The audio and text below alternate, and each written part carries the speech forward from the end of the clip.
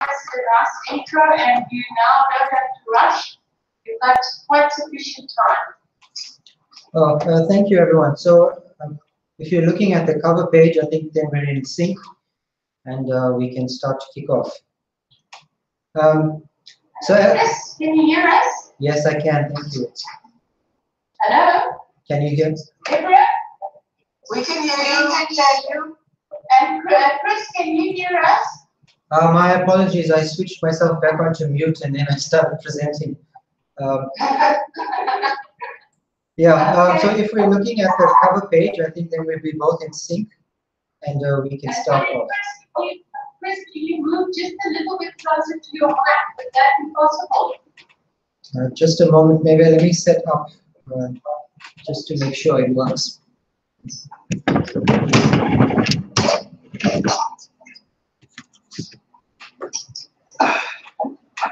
Is this better? Yes. You. Okay, so starting with the cover page, as I mentioned, my name is Krish Chetty. I work in the BRICS Research Center. This is located within the Democracy, Governance and Service Delivery Unit here in the HSRC. Being in the BRICS Research Center, we work with many partners from across the BRICS countries, Brazil, Russia, India, China, and South Africa. This particular project I'm going to talk to you about, we partner with... Sorry, Chris, can we maybe ask Deborah, can you mute your microphone?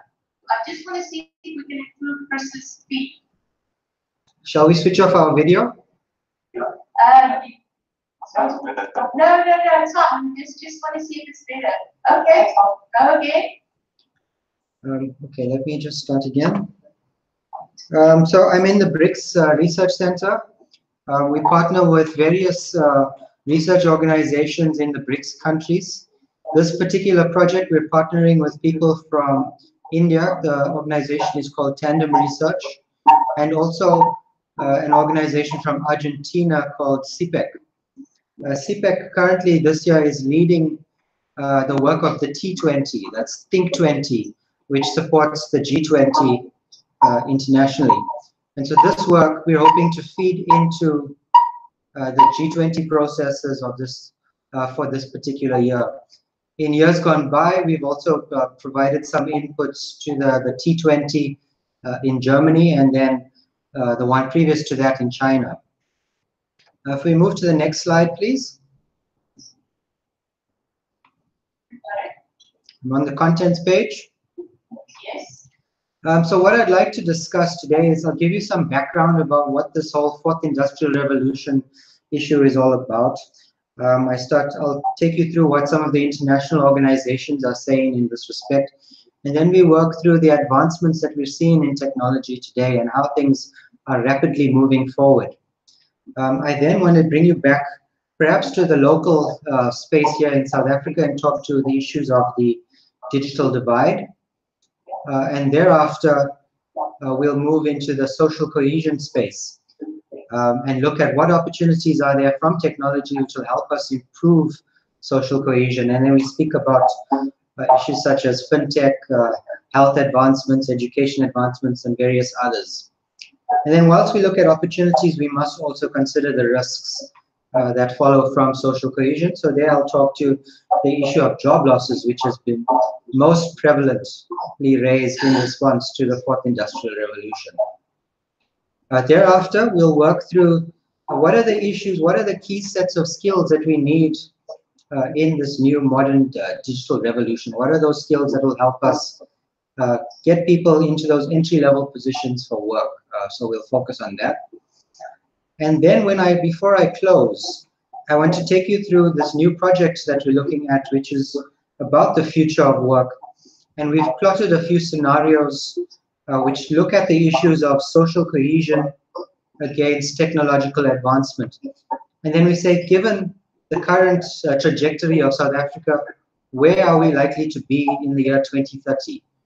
Are we likely to be improving our social cohesion status? Are we likely to be improving in terms of technological advancements? And what happens if we're not? What are the reasons that are pulling us back? So we look at 4 different variations against these 2 variables, social cohesion and technological advancement. Next slide, please. We start with the background. Okay, we'll shift again to the next slide. Characteristics of an industrial revolution. Yes. There are many debates currently as to whether we are actually in the midst of an industrial revolution, and also whether it's possible to identify that this is happening whilst it's in progress, and which particular revolution is this? Is it the first, is it the third, or is it the fourth?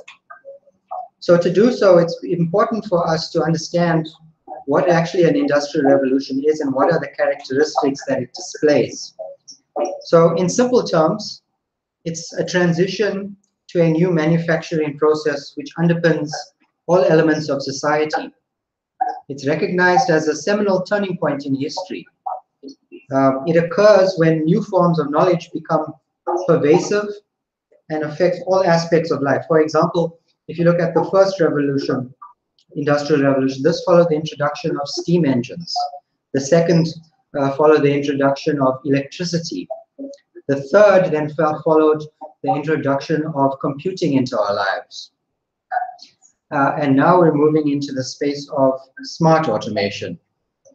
In addition to these new forms of technology, we also have new energy sources which tend to emerge, which then fuel our economy.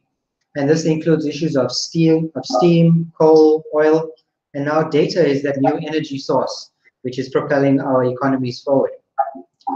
So in addition, following a revolution, there have been also many changes to employment and the conditions of employment.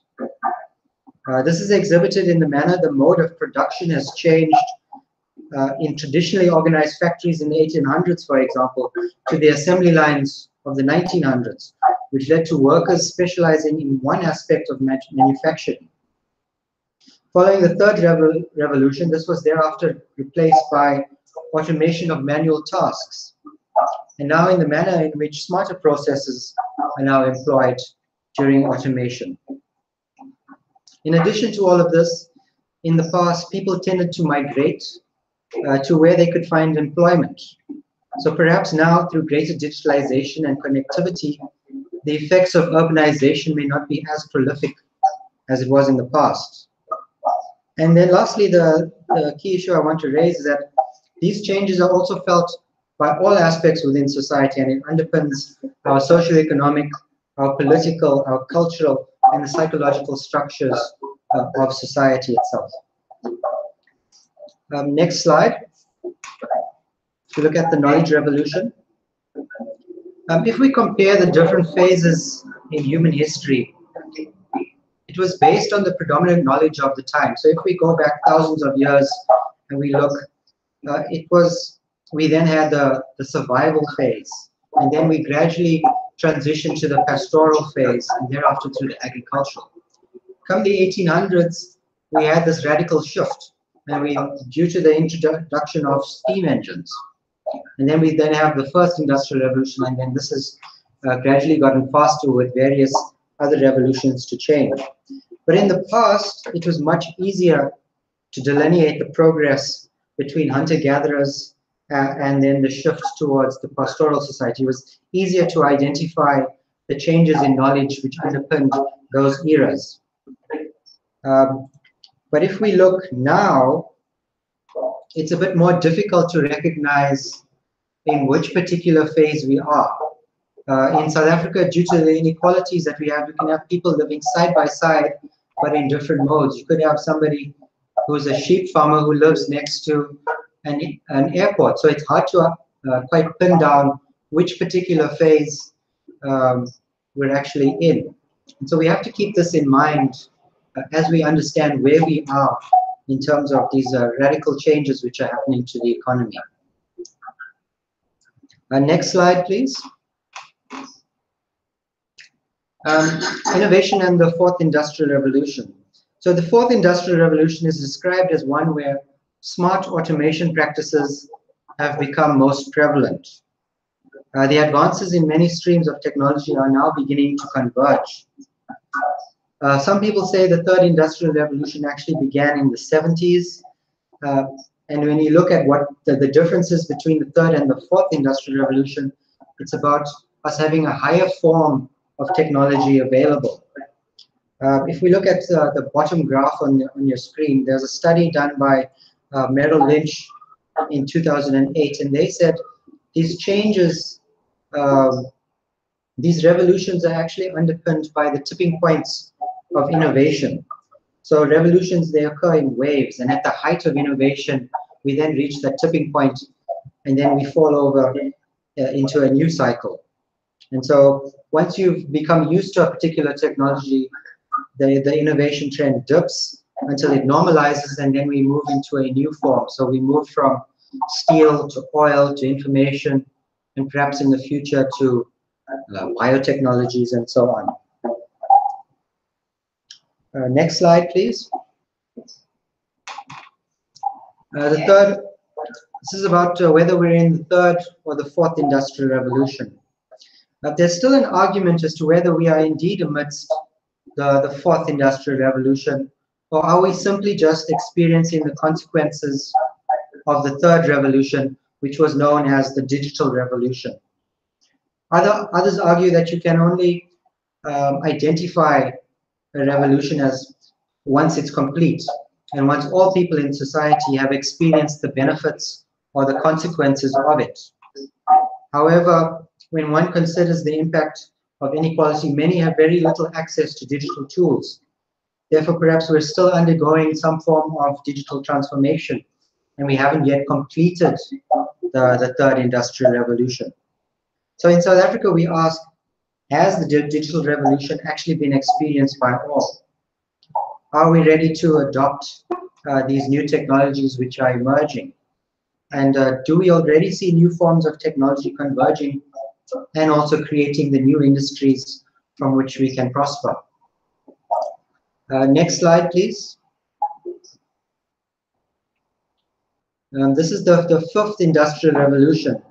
So while some argue that the third industrial revolution is actually not yet complete, others argue that the fifth industrial revolution has actually arrived.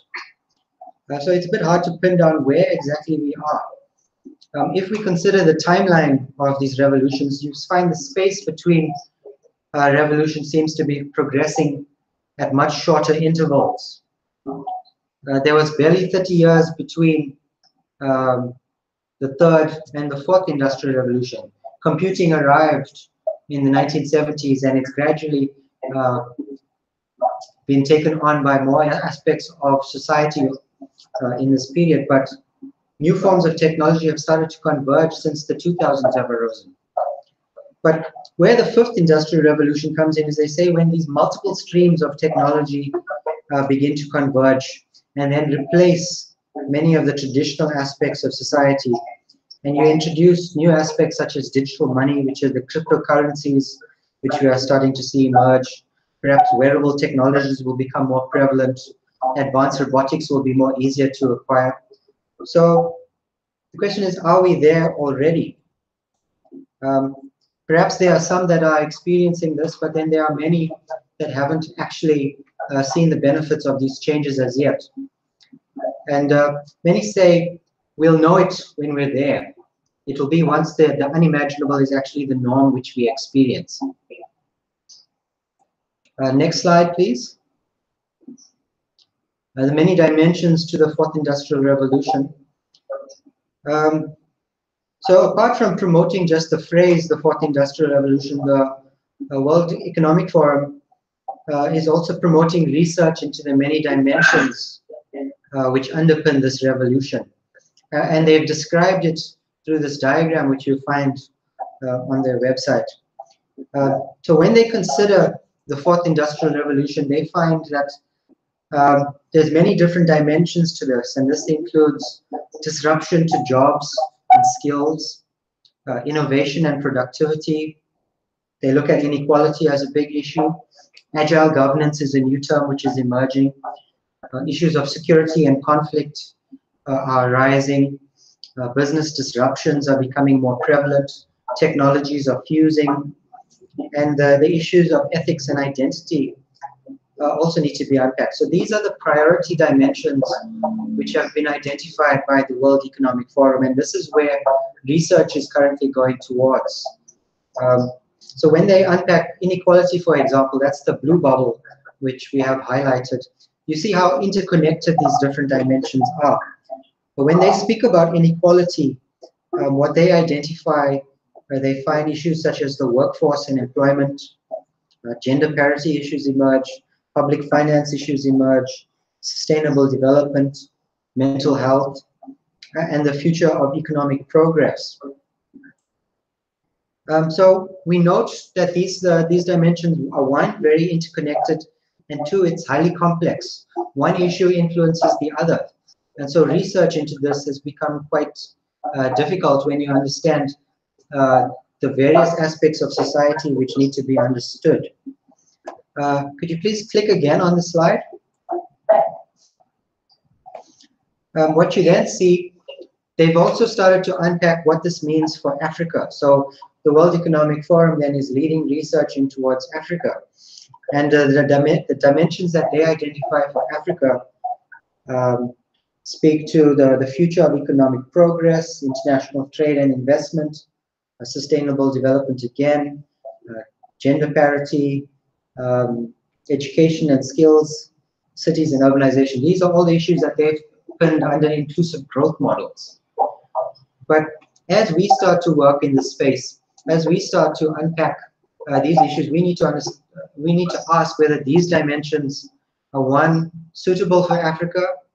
Are they our priorities that we actually need to be focusing? And are they also the priorities for us here in South Africa?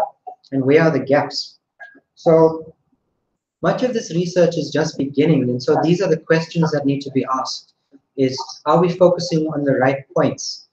So we need to understand from what perspective are all of these different organizations which are leading the discussion in this space, what are they starting to actually say, and what are their motivations behind this? Next slide, please. So if we look at the international digitalization strategies, various international bodies in recent years have begun to start identifying digitalization as a priority area. The European Digital Agenda, they approach the issue from the market perspective. So their issues are seen through that lens, and they look at the economic and social benefits which are emerging there. The World Trade Organization, they look at it at the issue of digitalization from the perspective of trade tariffs, and what trade tariffs need to be implemented on these high-tech products which are being traded. And their belief is that trade liberalization will actually bridge the divide digitally that we see in the world. The World Economic Forum, they tend to view digitalization from the perspective of business needs. So there's many different documents which are emerging from 2006 to 2016, 17, and also earlier this year. But most of the discussion that they lead, that they present, comes to from the point of view of the business. So there's very little which is actually said about the digital divide and also the needs of the developing world, in my opinion. If we look at Agenda 2063 here in Africa, there they start talking about the knowledge revolution, and they talk about knowledge societies, and they concentrate on education standards. Similarly, in Asia, the Asian Development Bank is also talking about the knowledge economy, and there they start talking about the need for right skilling, not just upskilling. So there they talk about getting some alignment between what employers require and what the producers of knowledge are actually providing to the learners that leave the school system. So there's a need for alignment there. In South Africa, we have an outdated e-education curriculum. This was launched 10 years ago and hasn't been revised yet. But then at the same time, we also have the Department of Communications and Postal Services, which is launching a skills and training initiative. And this is meant to target the disadvantaged communities. But they're doing this without basic education or DHET. So there's a need for greater alignment across our departments in the different strategies that we're implementing. So the main takeaway message here is that each of these international fora are actually following their own mandates, and they might not actually have the interests of the developing or the emerging worlds in mind. So in South Africa, we need to approach this with fresh thinking and try and introduce better alignment to ensure that we have more successful policies which then really target the challenges which we are faced with. Next slide, please. Further to what was said by the World Economic Forum in their 2016 and 2017 documents, where they start raising this issue of the fourth industrial revolution, it was again raised in Davos recently at the annual meeting that they held, and again these points emerged. And here the talking points that they raised was how do they leverage the fourth industrial revolution to generate business value? How do they foster the implementation of these technologies to improve businesses? What are the skills and technology leadership challenges that are faced, and how do they address this? And they also spoke about the evolution of jobs. So these were the discussions that they held in many of the sessions focused on this. But again, we see that the issues of access and costs, which really hold us back in the developing world, were not really addressed. So it's not a priority area for them. Next slide, please. I'm going into technological change. Okay, and then next slide again, and then the slide you should see is Digital Tools 2014. Yes, we are. Okay, excellent. There was a study done by a lady by the name of Siobhan Zillis. She's a blogger, and she's actually an employee of Tesla Motors, and she's one of the founding members of Bloomberg Beta. Bloomberg Beta, what they do is they have a fund which invests in startup organizations, and they actively go out to identify what are the new technologies which are emerging, and what sets these different companies and technologies apart. So when she started in 2014, she looked at these various technologies that have emerged, and she found about 2,529 tools which were actually in use. The table that you see here, this is actually just the most predominant tools that are in use currently, or at that time as at the end of 2014. But what we found is that these tools, basically at this point, they closely followed what the technologies in general could offer. Thus, you had specific tools specific for artificial intelligence or machine learning emerging, but they weren't really targeted to business processes to as great an extent as they could have been. So they were much more generic in nature, and they were targeting what the technology could offer, but not really looking at what the business problems were. Next slide, please. So Zillis, again, in 2015, she conducted the same review, and she started to unpack these technologies, and she started to see, again, a growth in the number of tools that were available, and technologies were, again, moving. The new technologies that were emerging were, again, coming in were changing very quickly. And there were clear shifts between 2015 and 14. Firstly, what we found in 2015, there was a move away from the generic technology-based tools that we had. Startups were attempting to focus on more specific business problems, and they were more focused to particular industries and the challenges that were faced in these industries.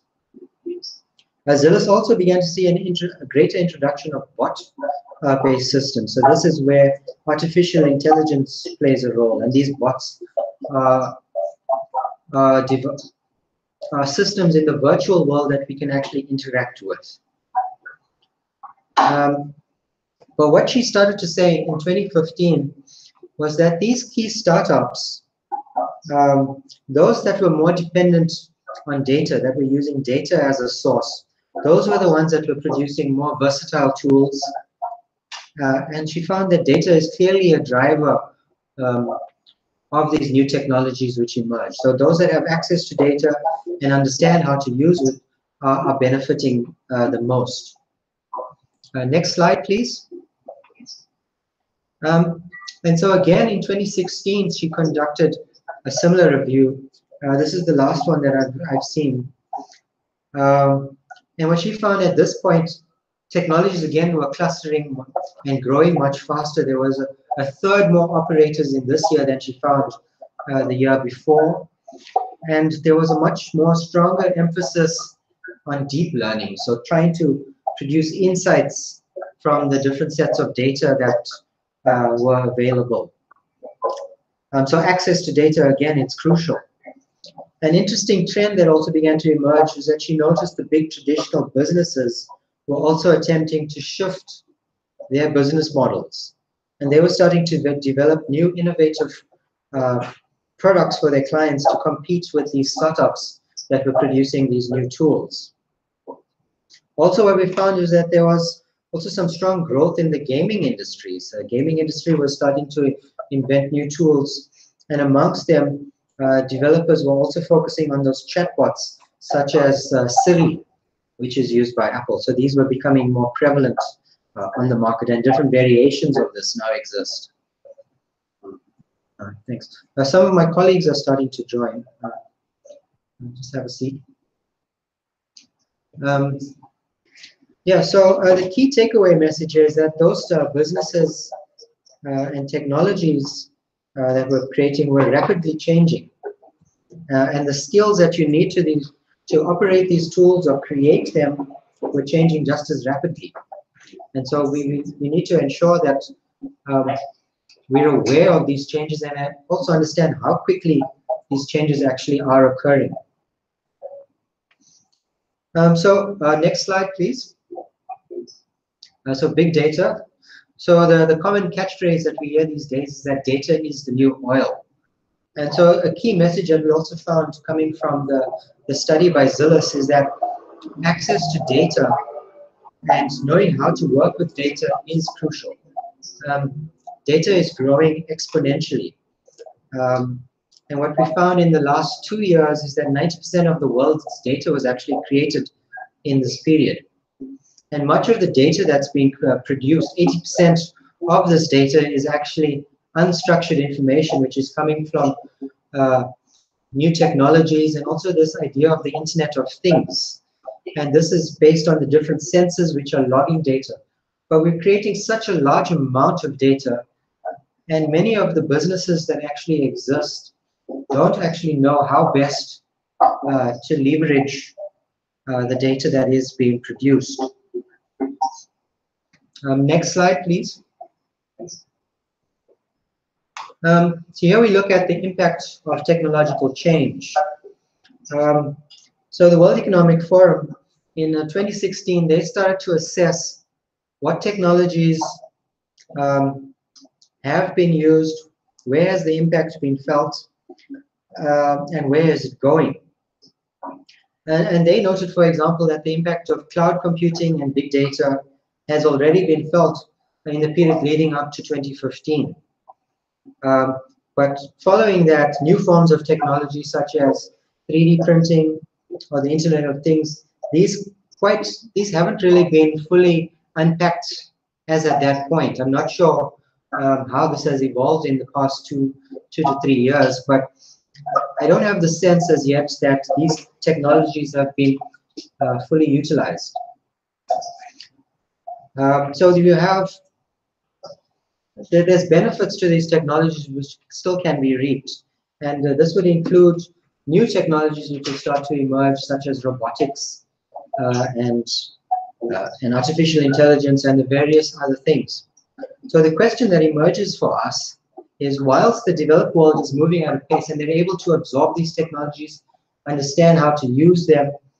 Are we preparing ourselves sufficiently here in South Africa to understand what these tools are about and how to actually start to work with this? Are we preparing our youth sufficiently so that they have the skills that they need to actually work with these tools and then also compete on the same playing field as the developed world? So we need to understand where we are in South Africa and also across the developing world.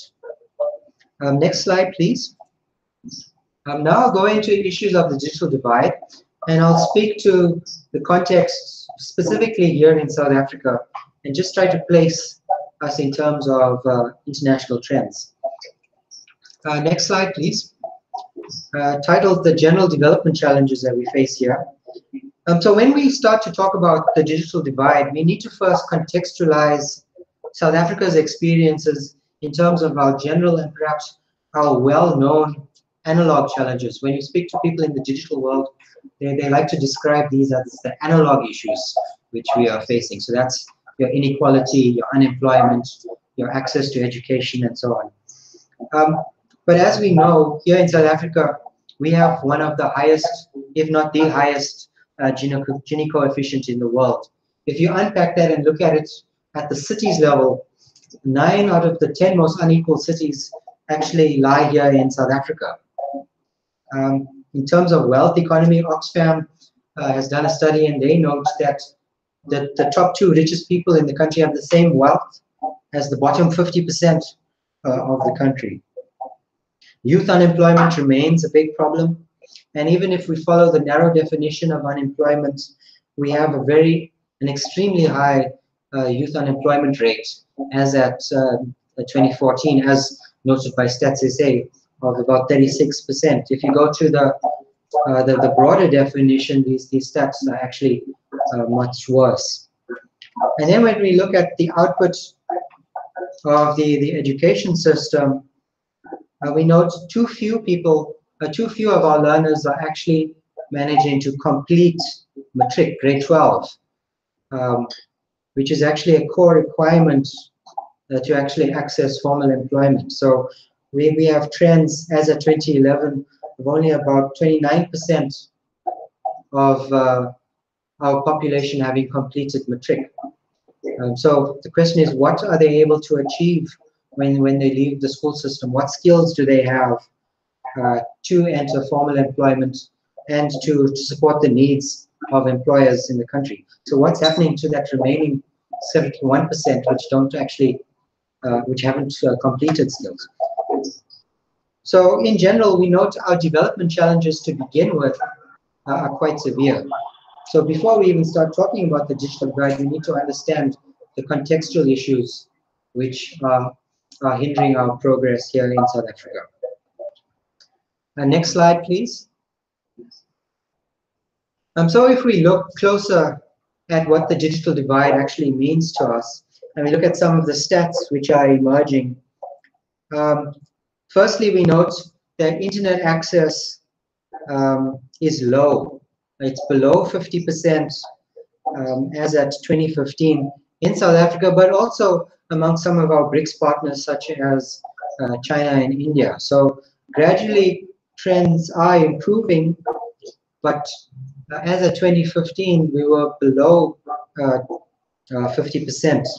If you look at the G20 countries that we have, about 31% of the disconnected population in the G20 countries actually amounts to about 31% of the world's population. So the G20 themselves have carry quite the burden of the disconnected population. If we come specifically to South Africa, we note about 65% of households don't have access to the internet. And in terms of access to cell phones, the trends in South Africa are very different to that of the developed world. Here in South Africa, you have about 34% of the population uses smartphones, whilst the majority are actually using 2G phones. And so when it comes to the types of technologies that they are able to access, they're limited by the scope of technology of their tool. And we find similar trends in the rest of Africa, where it's predominant, where countries are predominantly using these 2G phones. If you look at the bottom left corner, this was actually one of the issues that I found most disheartening.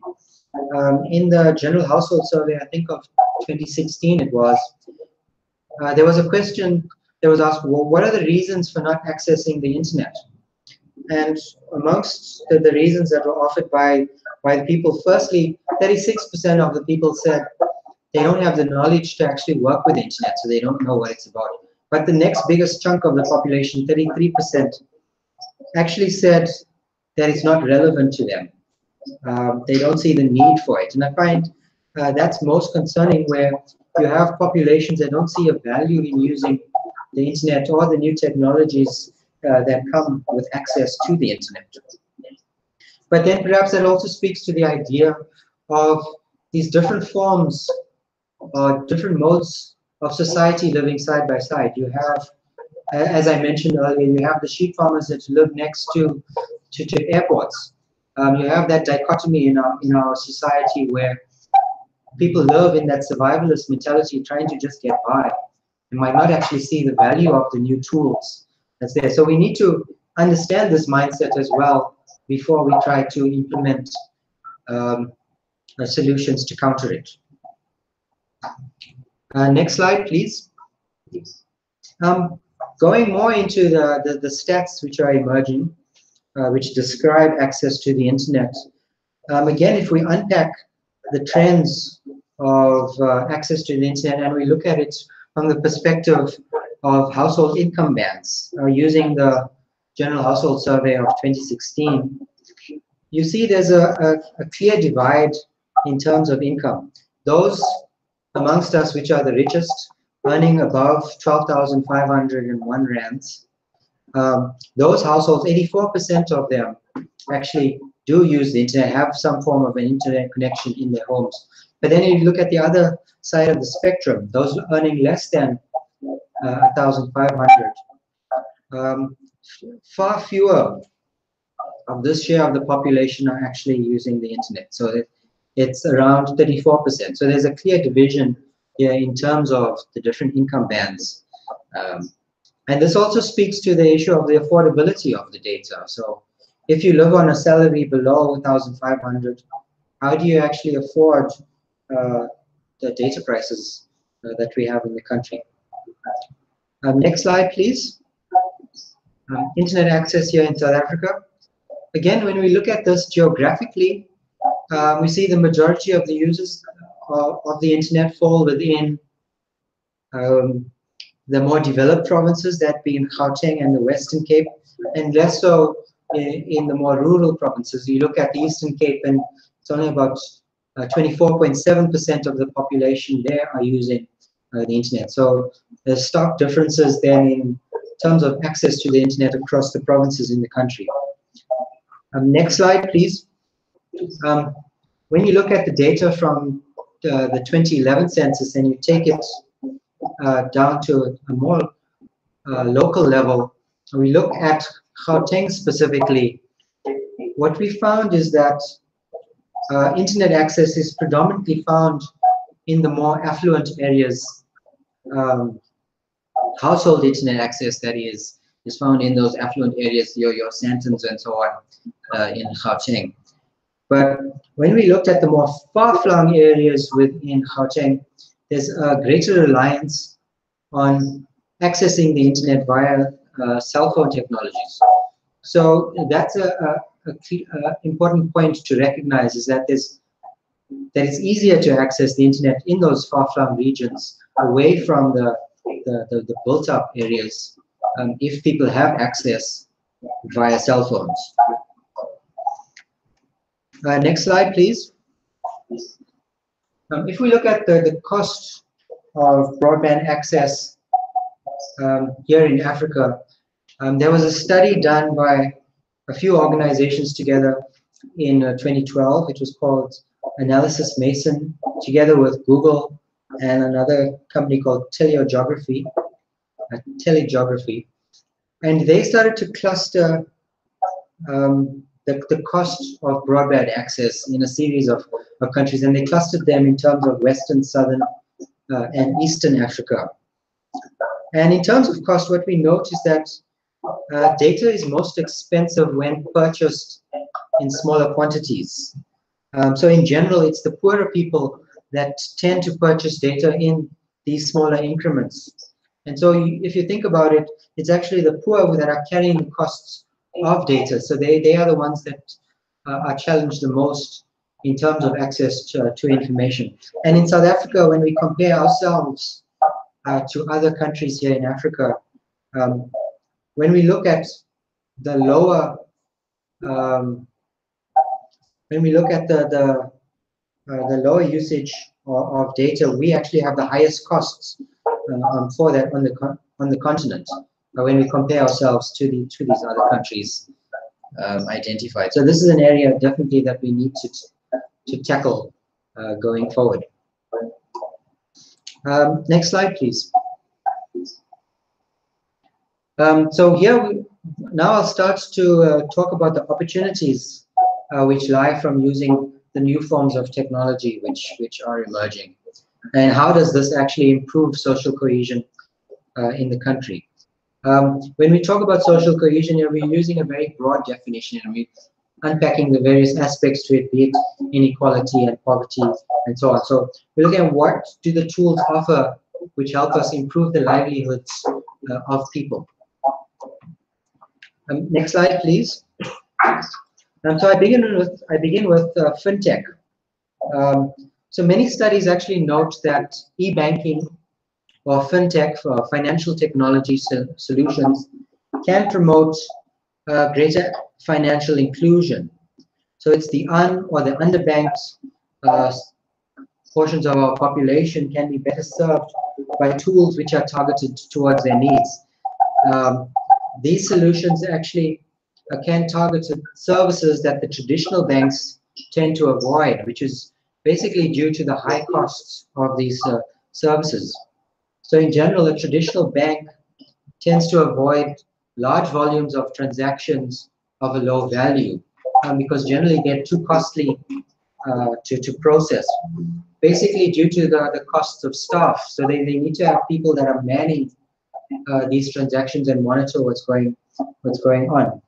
Fintech, financial technologies, actually reduce the number of middlemen in the process, and thus they make these type of transactions much cheaper. And in effect, it then becomes easier for the poor to actually gain access to microcredit. So microcredit, microfinance, these are the tools which are those valuable stepping stones which will help the poorer people within society to pull oneself out of poverty and then enter the formal sector. And the reasons for this, one, it's the issue is that these technologies are now serving these portions of the population. There's lower barriers to entry for these type of businesses to emerge within the country. And technology is moving fast, so the tools that we interface with are improving, and hopefully in the medium to long term, we'll find them also becoming more cost effective in future. So the question that we ask with these points is, how do we actually leverage these technologies here in South Africa? Well, what can we do to better use this? Next slide, please. Just to go deeper into this issue of financial technologies, Alibaba in China, they are the online trading leader of China, and they're known for providing a platform for traders to engage with purchases across the world. They're predominantly supported by the Chinese due to their the Great Chinese Firewall, as it's called. But what they've done is they've adapted their business model to also include issues of trade finance into it. So what they're doing here on their platform, they're allowing traders to also trade, but also provide a means to access microfinance. And their processes are so advanced that they actually claim that when you make an application for a small loan, it can be processed in less than a minute. So they've automated it to such an extent, and they're able to build credit reports based on the manner in which their traders actually trade on their platform, and based on the information that they keep generating, the data that they produce, they have enough information to process these requests for microfinance. And so that's something that the traditional banking sector just can't do. And it stems from having access to data and knowing how to work with it. So if we think about it, the Chinese business model is much to be learned from that scenario, which can be adopted here in South Africa as we bring such platforms to the country. Next slide, please. If we look at the innovative ICT solutions here in South Africa, I won't go through all of these, but there's a number of new services which have been offered to some of the schools and learners in South Africa. If we look, firstly, there's been a rollout of tablets in Gauteng. About 88,000 tablets have been rolled out, which learners have access to it, and so they're becoming more familiar with these type of tools. There's different means of interacting with their teachers. So there's these texting applications which are assisting learners to better work with, to better understand maths.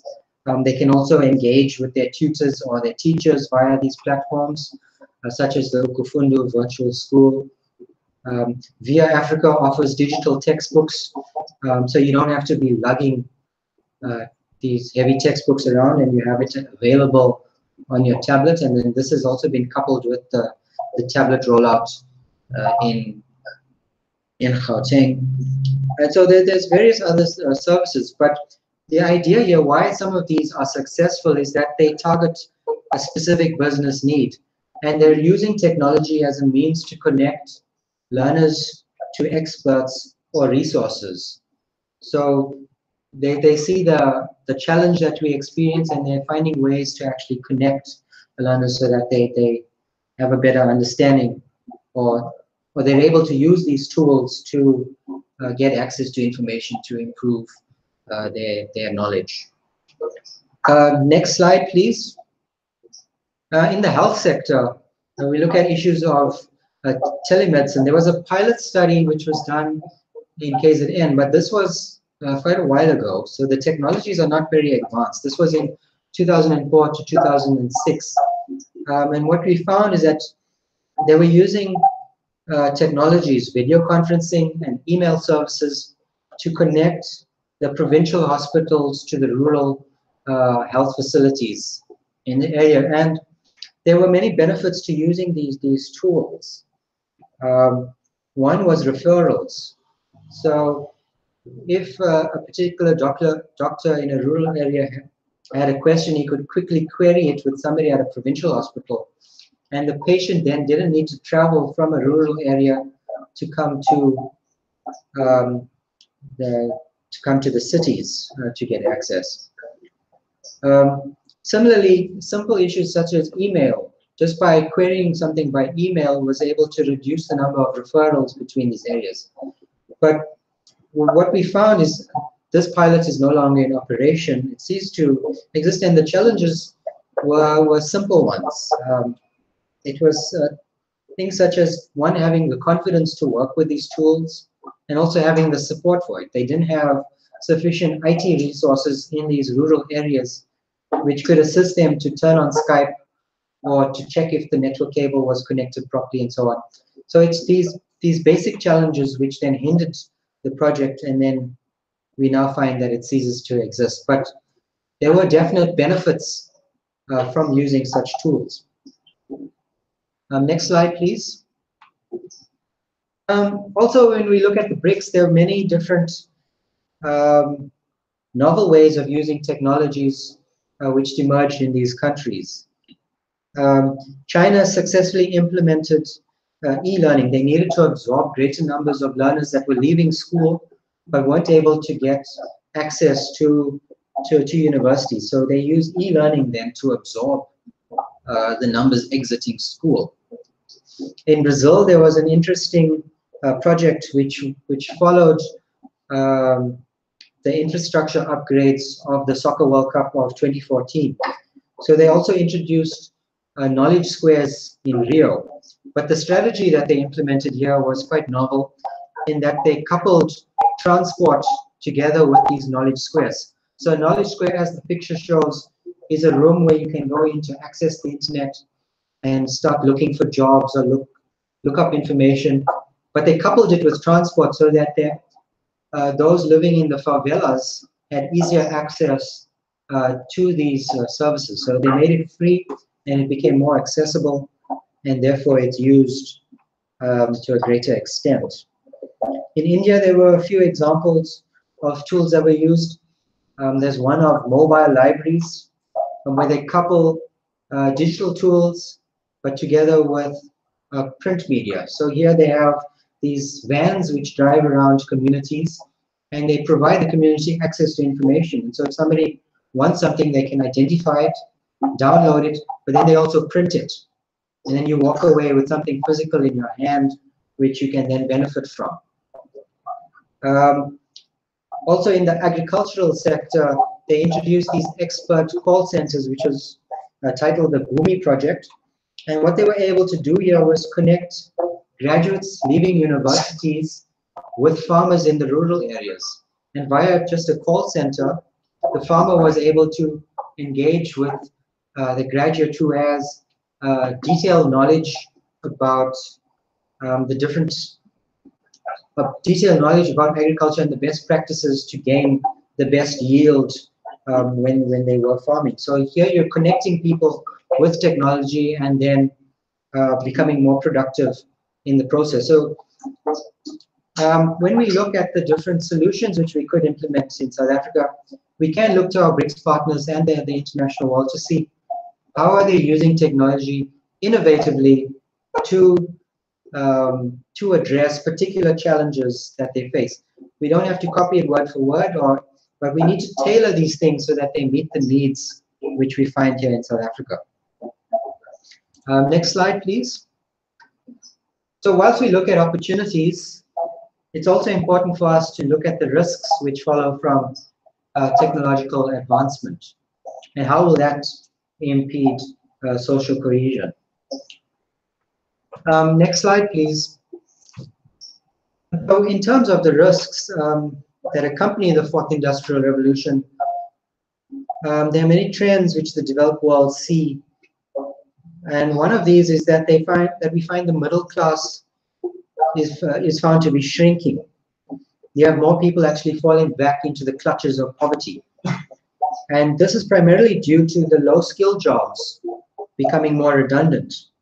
And businesses are therefore becoming more efficient, but at the same time shedding their workforce. And there was a study done which looked at Silicon Valley in 2014. And they noticed that in terms of productivity, it was producing as much as Detroit had produced in 1990 through the motor industry, but with 10 times fewer employees. So we're moving much more efficiently, but we're using far fewer people. So in addition, there's various studies that argue that you can't just assume that the market will solve the challenges of poverty and inequality. In fact, if you leave the market to be unregulated, chances are there will be few benefits which are actually directed to the poor, and the effects of inequality could probably be exacerbated. Next slide, please. And so if we look at the impact on jobs, the greatest challenge definitely is found with job losses. And the various studies which are going around at the moment such as estimates by the World Bank and the OECD, they're seeing significant job losses, and the percentages that are going around, about 47% in the US to about 77% in China. The World Economic Forum suggests healthcare will be the sector where the greatest losses are experienced over the next 5 years or so. And also the point that they raise is that it's the routine-based jobs, the ones with repetitive tasks, that will become transformed or perhaps eliminated entirely. Or what we may find, jobs may become redesigned. But if we look internationally, it's not all bad news. It's also expected that there would be some form of new jobs which would emerge, which would absorb some of the numbers which are losing work. But it's not clear whether this will actually be able to absorb those unskilled workers in society. For example, in South Korea, it was found many jobs in the vocational sector have tended to remain. So it's those plumbers and electricians and so on. And also those in the creative posts, those jobs have tended to remain. But it's the other routine jobs that can be automated, which we are seeing absorbed elsewhere by technology. And lastly, the key concern which we have when we consider these issues is youth unemployment.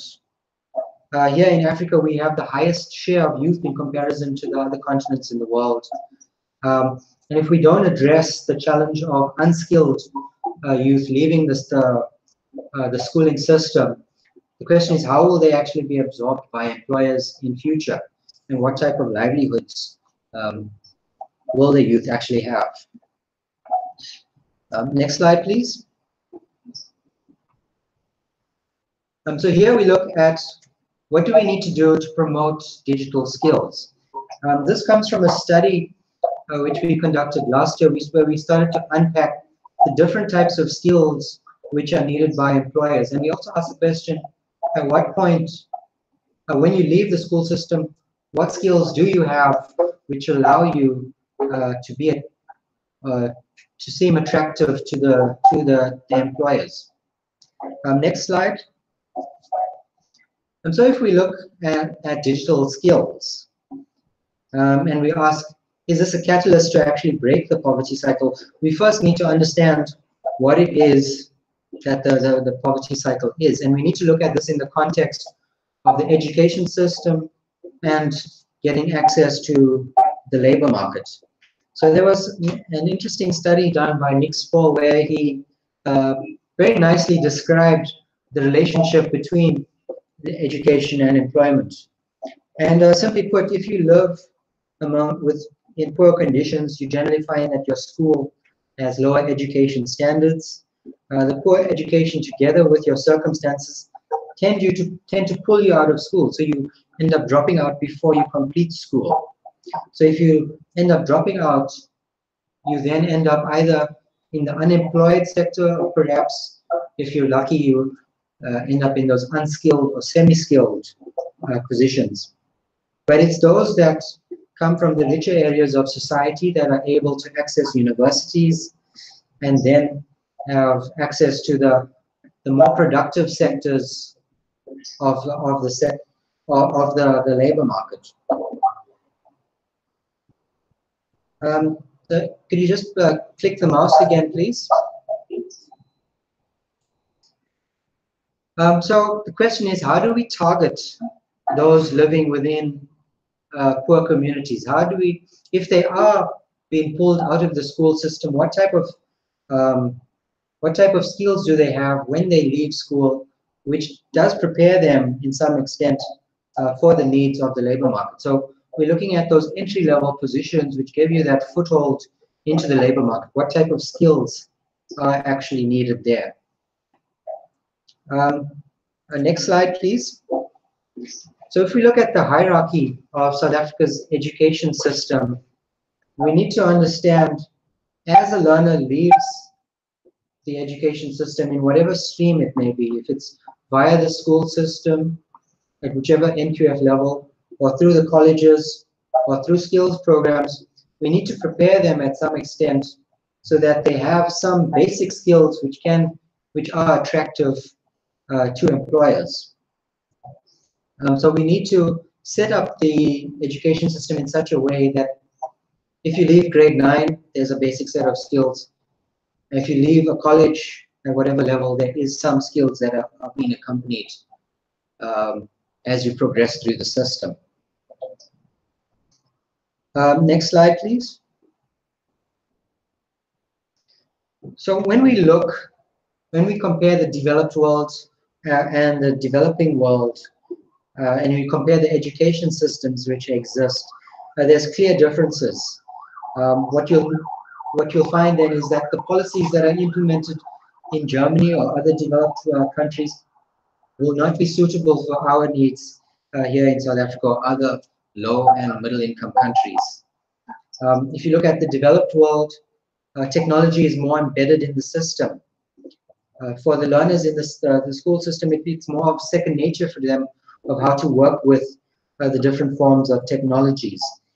And the way they use technology tends to be just a natural extension of the actual lesson. So you're using technologies in a number of different ways, and so your mind broadens and you look at the way you apply technology, not necessarily what it does. If we compare this to the developing world, firstly, our policies promoting digitalization tend to be outdated, or they're not consistently applied.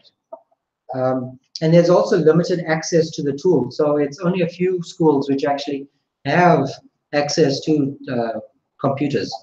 And when they do have access, perhaps you only be able to access it via your computer class. And when learners go home, there's limited access to these tools in the household. So what we find is that technology usage is more a novel occurrence. And so when you start to worry about damaging a tool, or you don't really have access, you're not as comfortable with working with the tool, and then there's something called technophobia which emerges. So the learners actually become more hesitant to adopt the tools, and they're not as familiar in working with it. So we need to find a way to embed these tools to a greater extent in the classroom, so that learners become more comfortable and learn how to apply the tools in the way that it's used. It can be used. Next slide, please. So in our study that we conducted, and when we looked at the various sets of schools that are required and the way it's been defined, what we found is that there are 5 broad dimensions which learners need to be well versed in. This is useful for prospective employees to have at least some literate level of understanding of digital skills. And these are the tasks which generally are routine or manual based, or routine or manual. With greater exposure to these skills, the learners can advance from the literate level to become more fluent and then tend to master it. You master a skill when you become fully versatile in all aspects of it, and you're also able to critically apply yourself and use the tool in a different context from which you originally learned to work with it. So if you focus at just the literate level, the block highlighted in yellow, these are the skills that we need to be instilling in learners leaving the school system. And this will help them get access to entry-level positions. So from information skills, it's important to be able to understand how to find and evaluate digital information. When it comes to computer skills, the use of hardware and software, such as word processors, is very important. In terms of media, the way you access information and work through different forms of information, be it text or sound or image, you need to understand how to work with these tools. Similarly, for communication, it's important to be able to use these new tools, be it instant messaging or emails, whatever, and understand how better to work with these tools in businesses. And then with respect to technology-related skills, this is the ability to use, but also to create new forms of technology which apply to real-life situations. Next slide, please.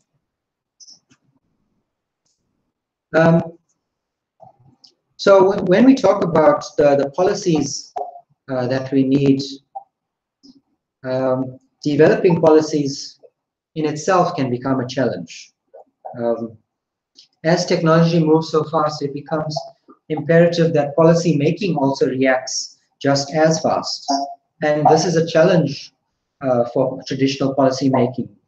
So we need to find a way for policy making to become more agile and more responsive to the demands of employers. How do we balance those needs? So the key question is here, how do we balance the needs of employers and perhaps higher education institutions against what against the skills that we supply through the school system or our colleges or other training facilities? And so how do we, what standards do we introduce to enforce the types of technologies that are taught? So it's finding a way to become more agile is a challenge, and we need to recognize that we need to balance the requirements of employers against what we supply to them from the school system. Next slide, please. So here we get into a new project that we're starting to work on, and this is concentrating on the future of work. And we're trying to project here, where is the country actually headed? Where will we be in 2030? So we're looking at what are the different scenarios which are in store for us. And as I go through, you'll notice that I look at this in terms of two dimensions, one being social cohesion and the other being technology advancement. What happens as social cohesion improves and as technology advances? Where do we lie in South Africa? So next slide, please. So the question is, what does this mean for South Africa? Recently, in the past week or so, we found quite a few pronouncements coming from government about digitalization. And here we're talking about a digital industrial revolution commission to be established. And there's also a discussion about how the spectrum can be allocated to reduce the costs to consumers. In the education space, we're starting to identify that we need to revamp our education system so that we prepare learners for these various new forms of technologies, be it artificial intelligence or robotics or driverless cars and so on. But the question is, as we start to shape policy going forward, do we adequately understand what these different changes mean for us? And these are the questions which we are trying to answer in this project. So we're just starting out, and so we're raising these issues, and we hope by engaging with this group and other experts, we'll be able to start to answer these type of questions. Next slide, please. So in terms of the methodology that we follow, we're partnering with an organization called Tandem Research. They work closely with the Observer Research Foundation in India. And we're also working with CIPEC in Argentina. Don't ask me what CIPEC stands for. It's actually it's a Spanish acronym. But CIPEC is actually leading the T20 processes this year. So they're an organization similar to us, the HSRC, and they're looking at the different forms of research which we need to be conducted. And so we're starting to explore these issues. Tandem Research has taken the lead on this project, and they've identified 4 generic scenarios which we can apply in each of the countries. And so in order to be comparable across India, Argentina, and South Africa, we're asking a few questions, and we'll see what answers emerge and then test for commonalities and differences between us. The way we're doing this is I've set up an online Google Groups forum, And here I'm requesting the support of this group and other experts that we identify to log on and work through these questions and answer them to the best of your ability based on whatever experience you've had to date. And also feel free to share this with other people that you know are familiar with this particular space or are interested in it. And the more people we have trying to unpack these questions and answer them, the livelier the discussion and the richer the information that we'll produce. In India, they're doing this in person. They have a budget for it. I don't have as great a budget, so I'm trying to do this online and save as much as I can. But I'd like us to be as interactive as we can, and also respond to other points which are raised on the forum. So if somebody has a point which you disagree with, feel free to explain why and state your position. I myself am also a participant as well as a moderator to this discussion. So I will share my ideas and you can share yours. If you disagree with me, I look forward to it. And it will help us to better understand the information and the discussion that we are having. The output of this project, one, we are looking to prepare a policy brief which will target the T20 in Argentina. I think this needs to be ready by the middle of the year, around June, July. But in addition to the policy brief, we'll also be preparing papers which will also go into more detail about what it is that we are discussing. So we're trying to influence the T20, and then also we'll bring this closer to home, and we'll compare what are we saying here in South Africa and how does this compare to Argentina and India's findings. Next slide, please. So the scenarios that we're looking at, there's 4 scenarios that we have identified, and these are basically what-if scenarios. So we're looking at this in terms of 2 axes, one being social cohesion and the other being technology advancement. And so we look at it, when we get to 2030, how would we have gotten there? What path would we have followed? And what are the reasons for that? So the way we see it, there's 4 possibilities that could emerge.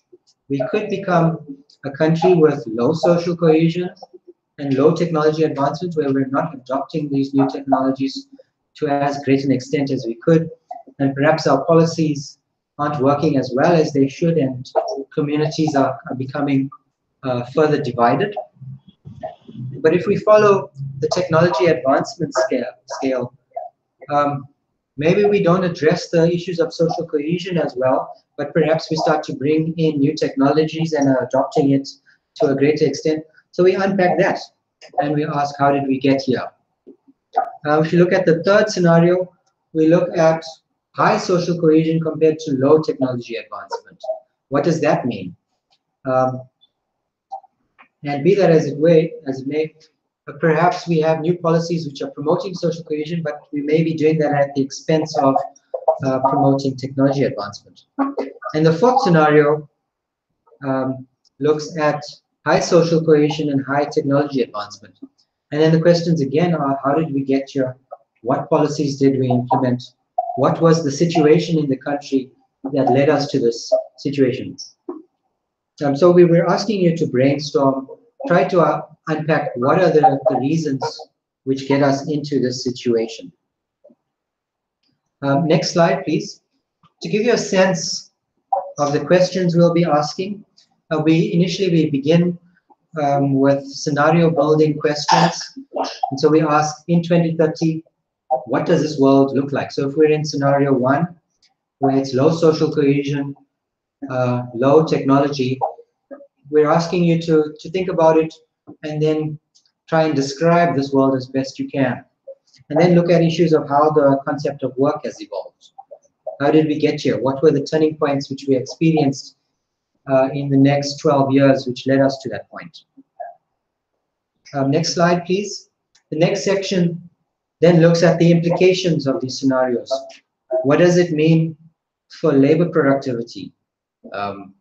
How has growth changed? How are the different sectors evolving? What are the disparities and inequities and new segmentations to the labor markets which are starting to create.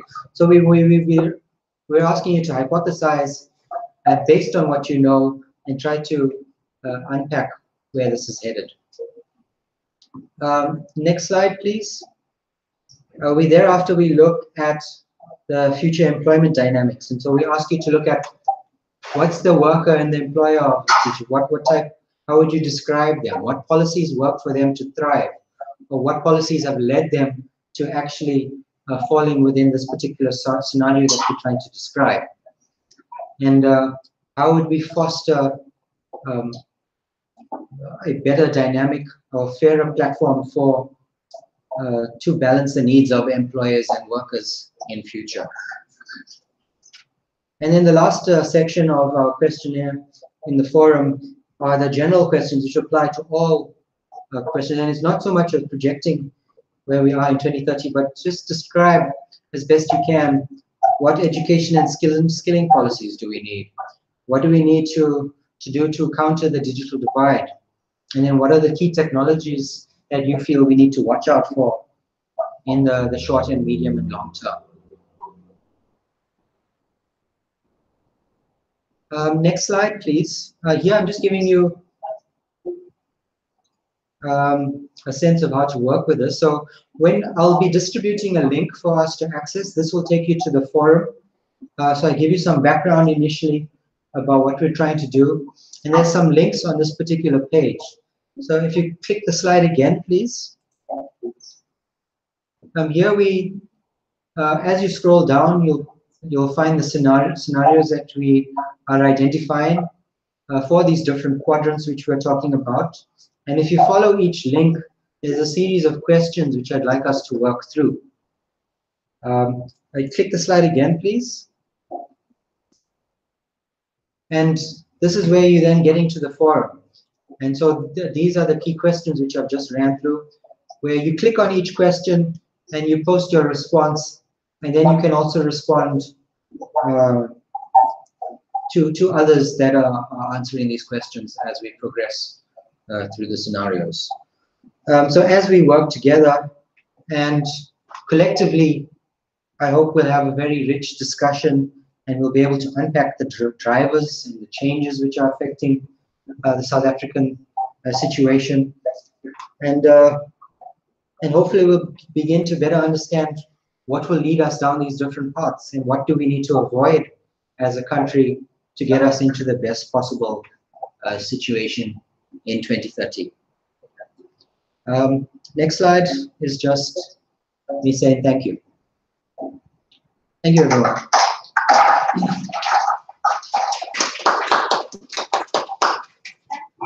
Very much. This is very enlightening first of all, and I hope that people will definitely share this within the organizations, I think, and have those relevant people maybe do this, some of these scenarios and form. I think it will be useful for us to look at those things. You know, it's not just necessarily, I think, Chris, we got to bring looking at education and skills, but for us to look at the broader technology, industrialization, different sectors. I think for instance, the MRCE health and all pertaining to health will be quite important in terms of how does it actually reflect on the role that, for instance, Science Council has in terms of where we are going. But I even think about the ARA and the fund models where we get what we learn is real relevant as well. So I want to open it up to any questions, any just comment if you want to get back to Chris at this moment. Maybe start on my left, Krista, and I think needs to be that again. So maybe you two want to give the comments. I don't think I have a comment. Thank you.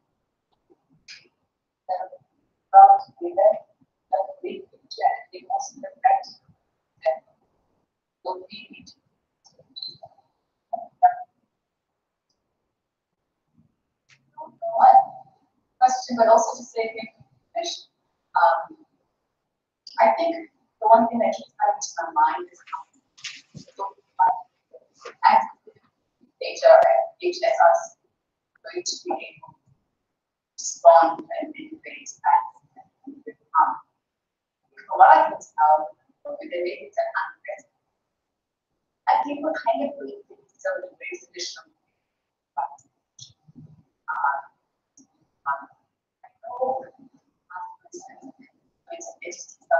our collecting data. So there are some aspects kind of catching up and innovating, but it's kind of a bigger picture about how social science is.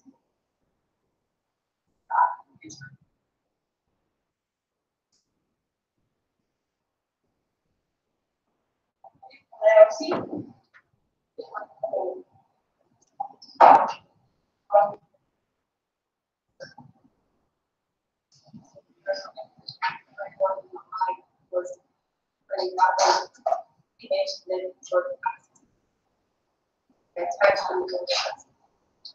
And my mind was one being South Africa is a lot of how yes, makes sense. So because working there is how the business and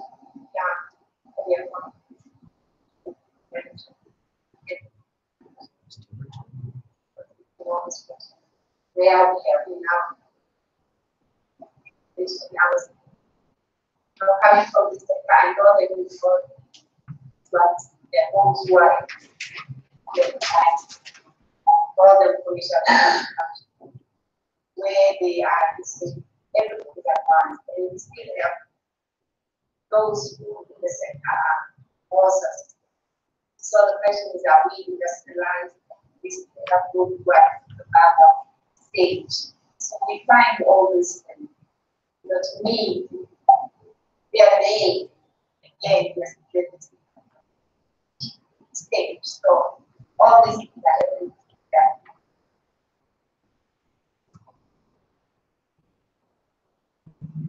I think as Elmar rightly mentioned, it's a very enlightening presentation, but on the other hand, also very overwhelmingly daunting. But the thing that actually comes out here is one has to look at a systemic approach to this problem, because if you look at things like youth unemployment and the revolution, the innovation and economic growth, at the end of the day, it's a massive challenge, and it is not good to be done. The target that you're chasing has been run away from us because it's ever increasing. So we want to cure unemployment. At the end of the day, we also want the right skills into the market. But skills and development is going to create job losses, so the expansion of the economy that's required just exponential to actually address it. Now, that daunting statement, if we look at those 4 quadrants that you mentioned, can you maybe give us some examples of where you see certain countries that those quadrants? Because maybe we can learn from some countries in terms of what to do and what not to do. For example, where would one put India in this model? So if you maybe Chris can maybe give us some examples just to start to point us in some direction we do for us. I think, Chris, let's just go around the table before you answer that question. Would that be in order? I didn't catch all of the other questions that came through. It's a bit faint, but I did hear that last point about the quadrants and which countries. So perhaps when we come back to it, maybe you can relay what were the initial points, and I'll try to respond to those. I think those further away from the laptop are less clear, so I struggle to hear what's being said. Just to, in terms of this, I think Salome from the ARC made a point that yes, this is very relevant even for the ARC and for the agricultural area. Mine was also just a comment to say, you know, we need to look at the broader systemic area. So it has impact on every single sector that we in, be that from R&D point of view, be that from education point of view, money, or social. It is relevant to all of us. So, and I think that was just comments made, and I think the same comment came from your colleagues at HCC. So I think the specific question that Karen asked, I think that's the only one that really asked the question. That the question is which countries, if you have it, are in these different quadrants, you know, no social cohesion, no technology advancement. And you have like the right to say, you know, these are the countries or underdeveloped countries that fall into quadrant 1, and then you have middle income countries, majority maybe falling in quadrant 2 and 3, and then most of your developed countries falling in quadrant 4. If you have some more analysis data on that, it will be very helpful for the interactions in the forums. I think also in terms of how some of the countries has transformed into this model. For example, those who were below social cohesion and low technology advancement, and where they are now.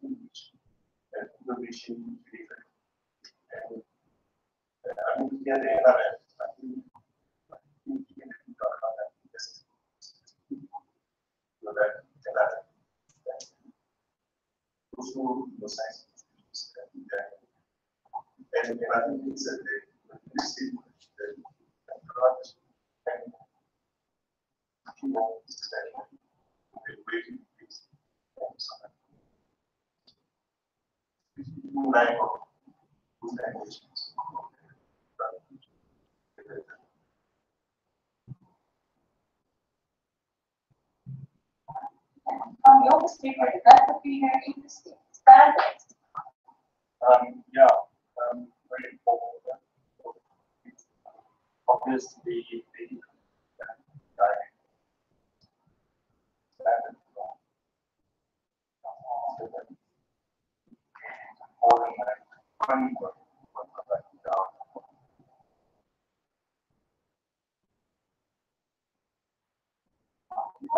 okay, thanks. I don't know if it was point out the 2 comments I have.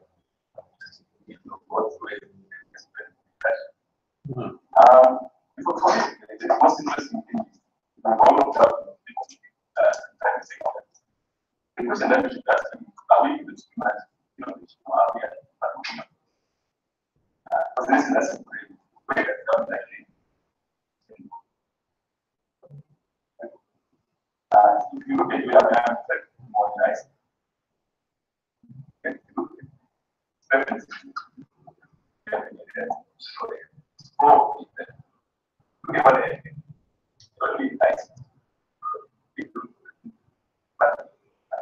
And therefore, these are functions trying to bring up the report, and therefore, so and it was this was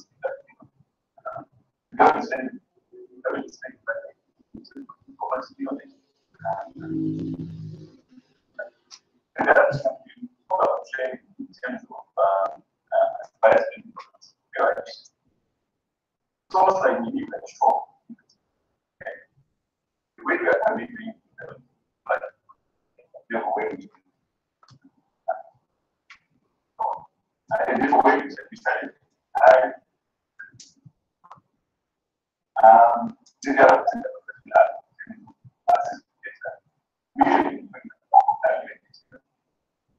we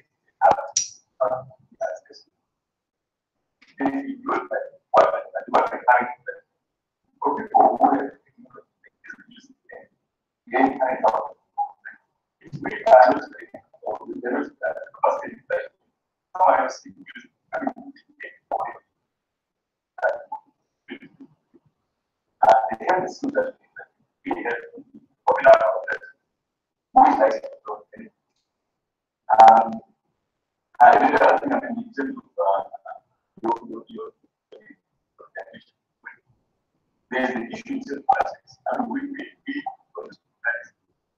if you think about it, there's a lot of problems that we one of them is innovation. Right? The classic example is the defense system. We are way into the last thing. And I actually think that sort of the more saying, here's one option. Right? It's not only about sort of the high innovation issues that are happening. What are other problems that we and the other thing we will do we are thinking about the spin-offs, right? So for instance, if you look at there is a move where there is there's now going which is the spin-off industry that are industry. We have research and we actually think about what are some of and they was supporting. I think the other is not way. I remember this on you look at they most of the time they didn't balance it out it is such a if you go people like this more important we have to one what does that mean to us? So the same I think this is how very much this say instead of preaching you can these national ways and the other issues that just we're talking about that now. I think we need exactly that is a big tax right? The jobs in Cape Town, it's over 100,000. We also went to the jobs way. And then we're really thinking about the houses about that. I mean, the other thing we do out there. Are we thinking about that? So I mean, it's not only those sort of my comments, but the thing you can put it. I don't have a question. Excellent presentation from King, and at the same time depressing in terms of the gap. But perhaps the specific things about looking at some of those issues that institutions are going to concentrate about. Can you just say quickly? Oh, yes. When did we go,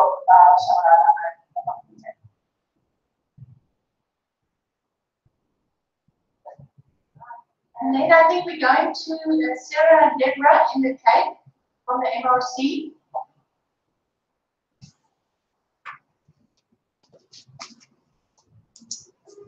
Deborah, can you hear us? We can hear you now. Yes, please go ahead, your comment. Look, the little bit that I put there before we got the presentation, yes, it is very, very relevant. We would like to look at, we have the presentation now, and we'll see how we can if given the opportunities to get our strategies, how we can comment offline if possible. If we could do that. Absolutely, that would be super. Right. Yes. Okay. And then we're going to give a chance to Zaid or Kamisu here, and then go back to you and your colleagues in Cape Town first. Thank you.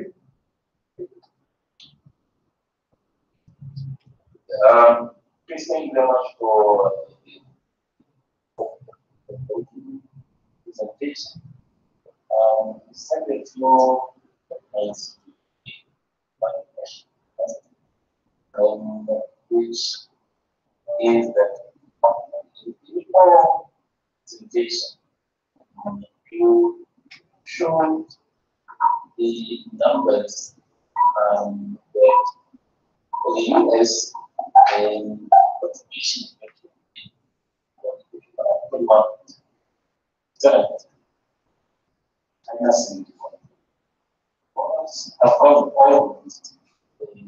that what those amounts would have got even more into the nation is I'm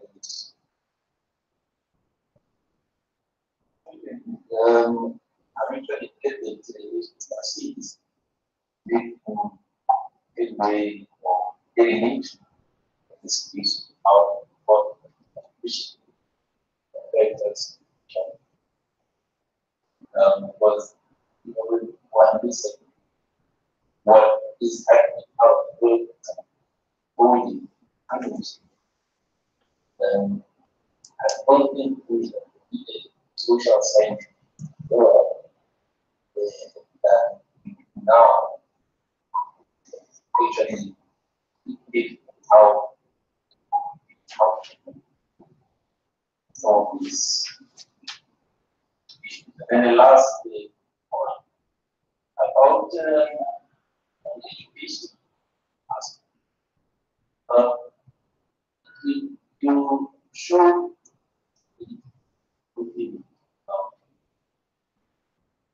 happens how naturally I had race on it because we didn't think long and hard about how to do it. Okay. Not sure if you had on but that affects how we see the vision here and it's without I would really listen about how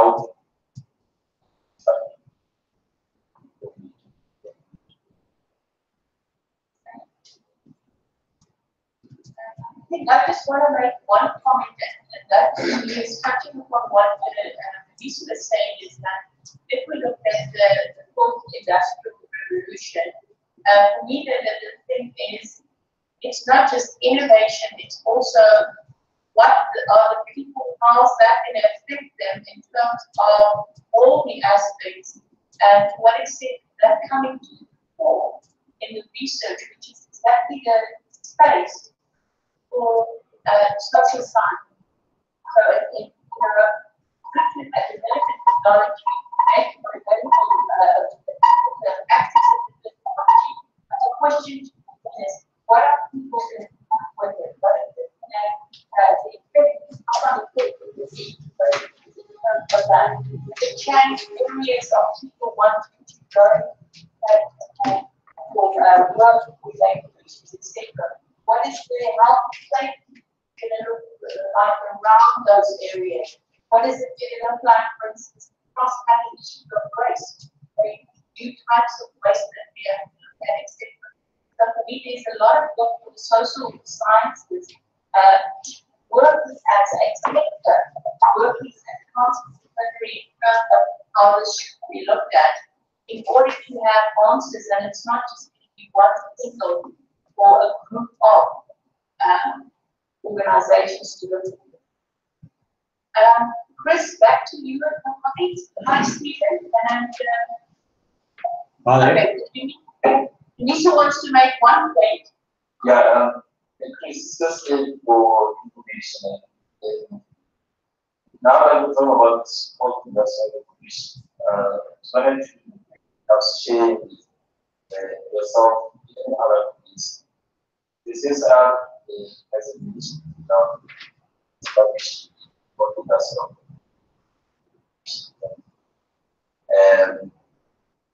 not on the ground yet, but it is then, and you don't know what shape does. So you have that. And crystal.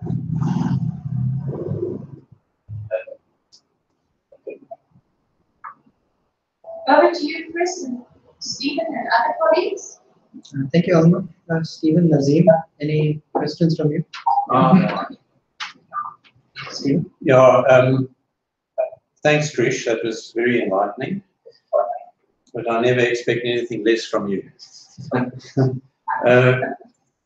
I've discussed this with Trish and other HSRC people quite a bit, but I think the Science Council should really be at the cutting edge of making use of these new technologies, and should be pioneering what is done in the country pertaining to them. And just a type of an advert, I and my colleagues have developed a proposal to set up a cell phone-based national panel sample survey. We have the technology, the potential platforms, some partners. All that we're short of at this stage is the funding. So I just want to ask this particular forum if anyone has ideas about funding a national sample cell phone-based survey, or if you would potentially like to be involved or are interested in it. I'd really like to hear from you. And then just a comment on Krish's presentation. Sure, we do have the digital divide. I think a very important component of it is in terms of age demographics. Younger people are very much more on their cell phones continuously, whereas if I talk to my mom, who's 86, she forgets how to find WhatsApp on her phone, and I have to remind her all the time. So I think it's very much an age gap superimposed on the poverty gap in the country. So if one can start with young people who are very much more techno-aware and build on that foundation, as we move into the future, we're more likely to reach that number 4 scenario that Krish has conjured up for us. Thank you. Thank you, Stephen. If I may, I'll try and respond as best I can. It's a bit difficult to hear all the points that were raised in the room, especially if you're sitting further away from the laptop. But I'll try and work through as many as I can. I think an important point to begin with is that we raise probably more questions than we have answers for. And as I worked through the presentation, I think what we're doing is trying to describe the current situation as it exists in the country, but we don't have the answers as yet. And so we're trying to project into the future to see where could we end up and what would be the reasons for that. And perhaps as a group, we're able to find one another and find those common ideas which we think would be those root cases for those possible future scenarios. So we're still trying to grapple with what this all means. And I don't think the way we've identified the scenarios even scratches the surface of how broad this particular study actually is. I mean, you could go into each particular quadrant and look at it from many different sectors. So the way the services sector reacts versus the way the manufacturing service sector changes could be very different, and it could be very different across different countries. Education could change, but health might not. So there's many different angles to this. And what I'd like us to do as we go through the questionnaire is, if you have an idea particular to one sector, raise that issue, maybe contextualize it of where you're coming from, so we don't miss one another in the discussion, so that we're talking to the same points. But although we're targeting the T20 now and we're trying to have a policy brief in the short term, this should be a long-term project. We have to delve into this more deeply, and perhaps working with this particular group would be the starting point where we start to ask these questions, and we may grow over time as we start working on this particular issue. So I'm keen to partner with each and every one of you, and I'm keen to understand what your insights are in respect of this project. I'll try and work in reverse order with what I've captured. Stephen, I agree with you about the age issue. Perhaps, maybe it comes back to that point about technophobia. The older you are, you become more comfortable with what you know, and these novel ideas and novel experiences are things that we tend to avoid or perhaps afraid of it. But it's not only those that are 80 years and beyond that are affected by this. It's how do we deal with the skill situation of those currently employed? The danger is that we may be losing a large portion of our current workforce because they don't have necessary digital skills. So while I'm suggesting we target the school system and we ready the youth, we need to have similar strategies in place to tackle the problems of the existing workforce, to ensure that they're able to transition suitably.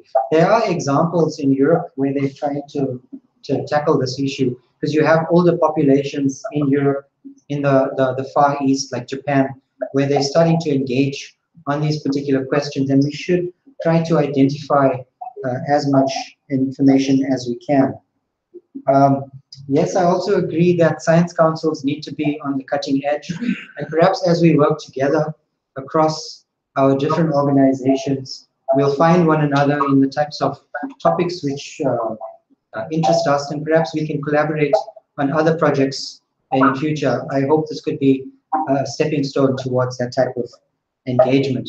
And the closer we work together, perhaps along the road, we'll find sources of funding which will help us really unpack these issues. I think funding is a major stumbling block for us as we're researching these new particular spaces.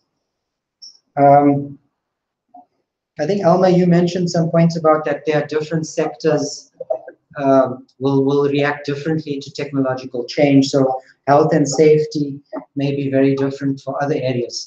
So innovation will come in various forms, and hopefully we are skilled enough so that we are able to identify what the business problems are per sector, and then start introducing new business models, perhaps, and new technologies which target those particular sectors. But the question is, how will each of these innovations then impact each person's livelihood? Will it be for the better? Will it be for the worse? So this is where we're trying to go when we're unpacking these questions that we've identified. I don't have the answers. We can't really say right now where we will end up. We can perhaps identify some synergies that the rest of the world is experiencing, but we'll have to try and unpack this as we go forward.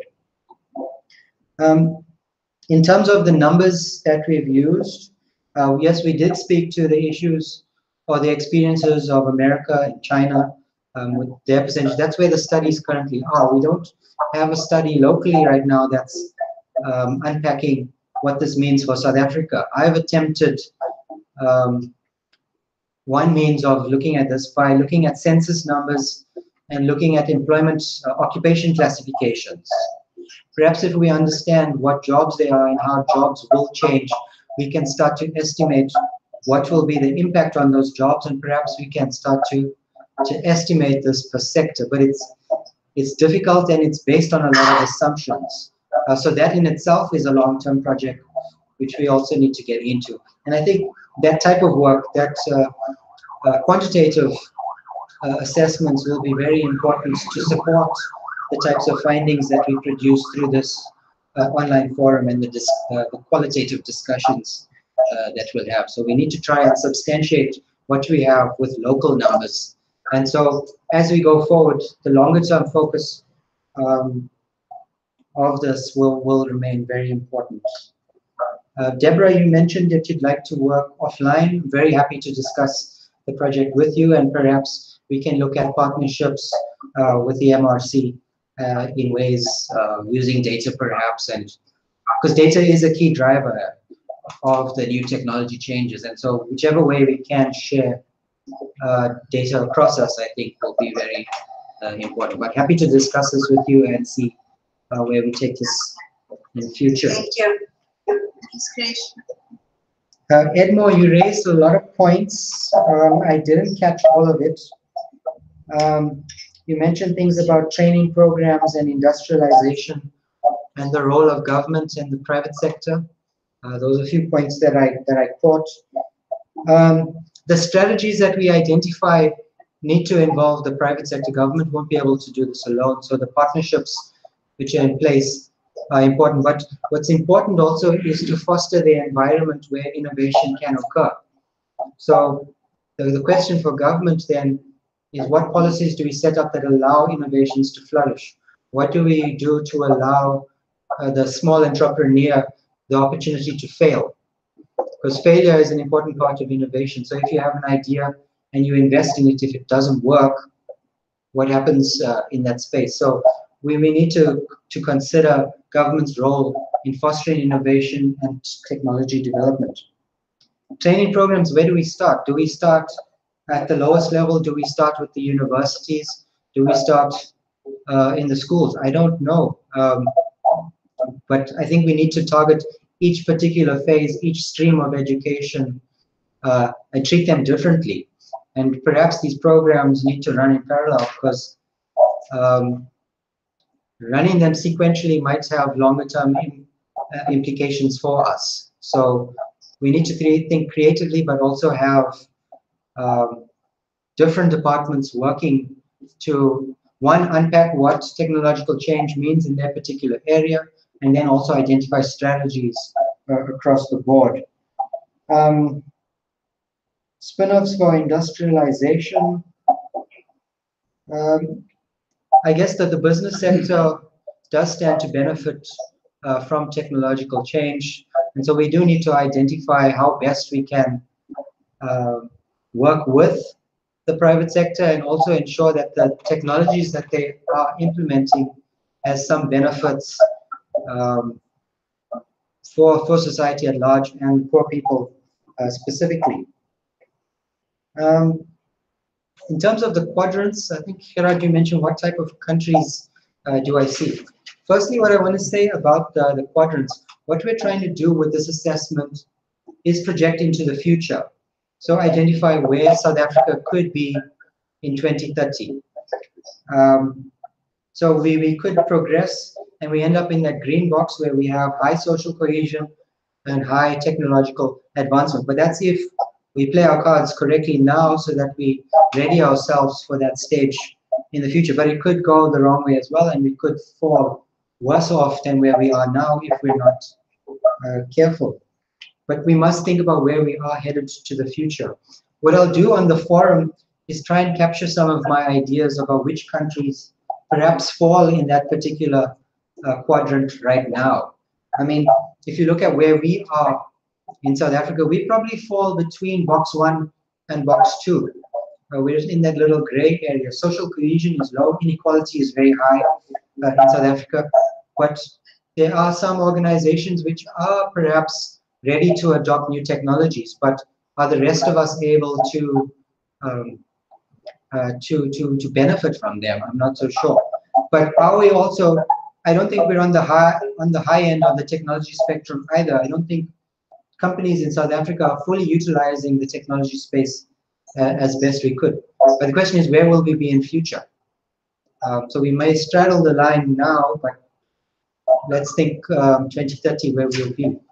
There'll be different countries that will fall in different boxes. I mean, countries that come to mind that are doing well, perhaps, and that have transitioned from one box to another could be, for example, South Korea, and you look at their history, and you look at where inequality is now, where poverty levels are now, and the level of technology is. Perhaps they're closer towards that fourth box than the rest of us. So what I'll do is, we're just launching the forum today, but I myself am also a participant to this. So I will share my ideas of where I see countries falling, what the information is, and I'd like a group and the rest of the experts that we identify to also comment on that, share their ideas, and then we build a discussion from there. Thanks. Any more comments from anybody? Any more questions? Wonderful. Chris and your team, thank you very much. Just to students, even maybe as we run in the innovation and industrialization group and all of these new things, maybe that research of yours could be a good example of how to use crowdsourcing or crowdfunding to actually get that going. Because I have not yet seen any formal organization use that methodology to actually get funds. So that in and of itself would be very interesting to see, you know, what would be the aspect that would, you know, facilitate that or maybe hinder that. Just a thought. Why don't you pass the hat around there? I have one more comment to make, and I think what will be key is for us to understand that the youth readiness for the technical advancement. If I go closer to home, I think things like exposure to computer science and robotics as full class in high school is still only available to selected fields. And where it is available, it is very, very costly. And I think unless we take that almost niche idea that it only belongs to a certain group of clever words kids in very advanced areas, we find things that somehow we just watch it. Compounding that is a thing that choose the technology has to be also guided just skill, knowledge, and we have a bigger problem. Not only because of the Korean equipment was next bigger on technology for the older generation, younger generation. Those problems are not.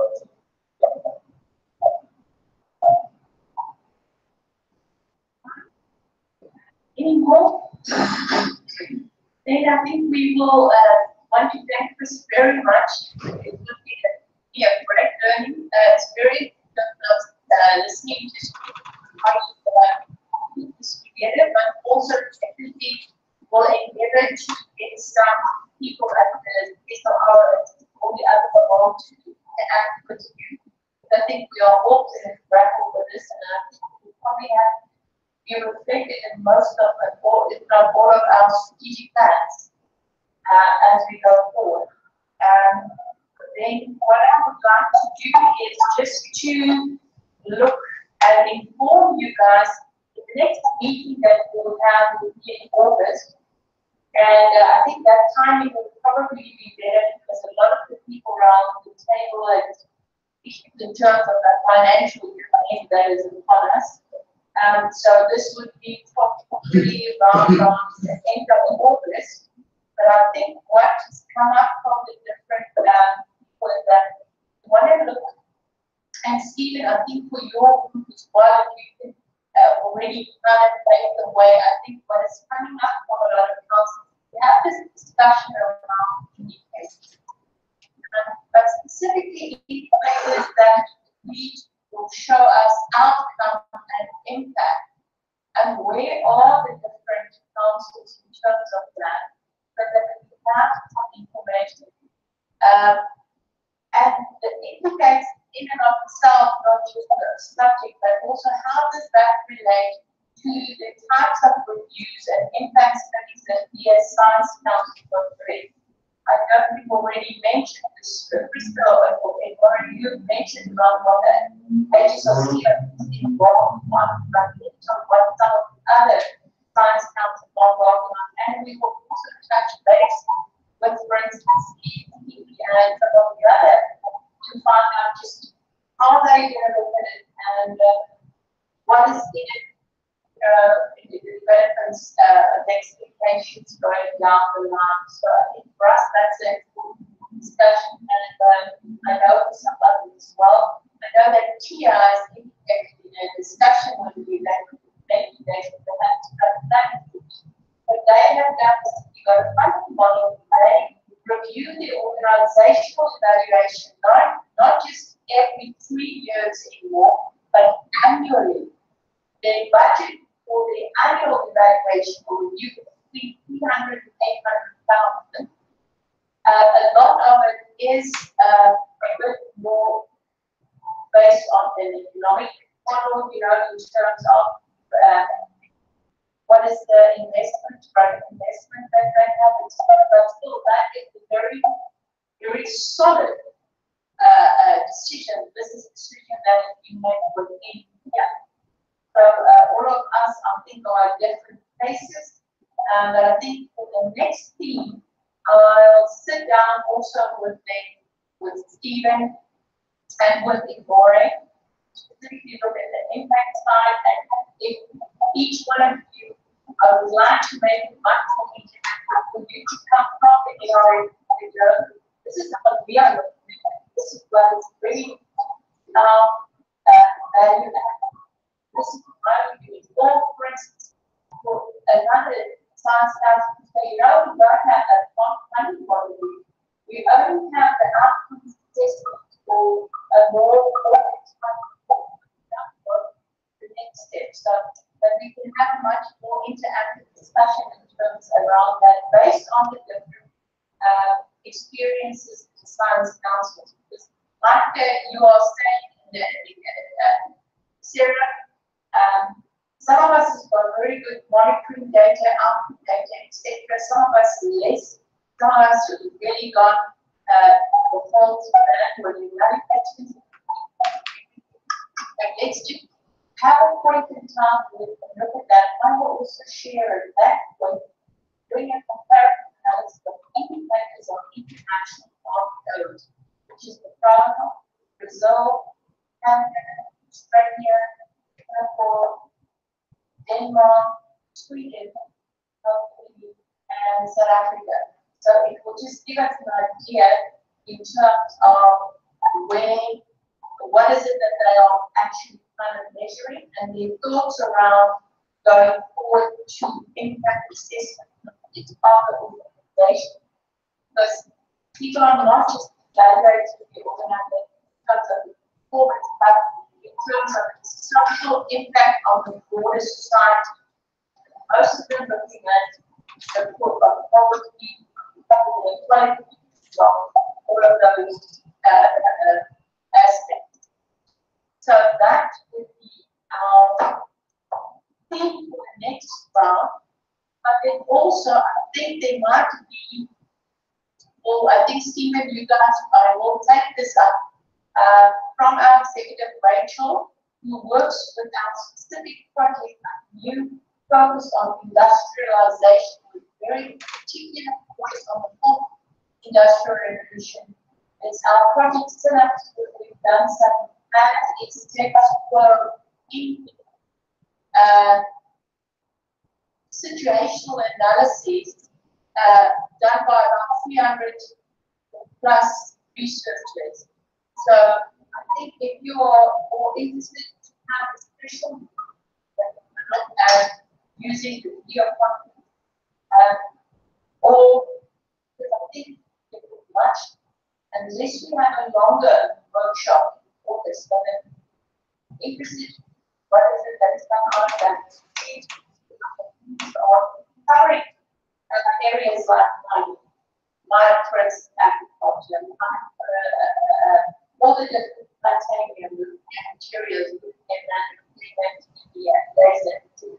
those aspects. So let's just hear from everybody around the table. How do you feel about that? Special meeting for our executive to share the findings of that research with you, and then always normal meeting where we look at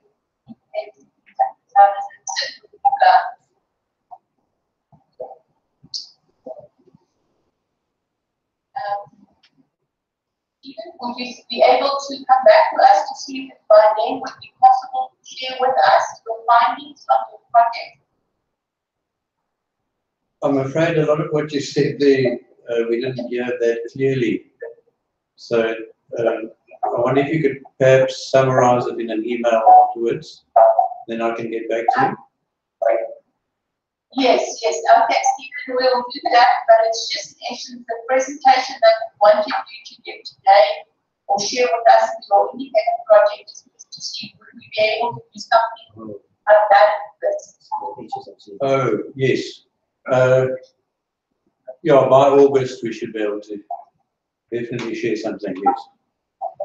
All right, we will be in contact, we will write up, and then we hope to get at that stage in the last week of August, if you can diarize, not a Monday, more a Friday, because those are not good days for people to come to. If you can perhaps just diarize the date and really send that in so that we can book it well in advance. Okay, and then we will see if anybody would like to host it. Any other partners would like to host it at any organizations?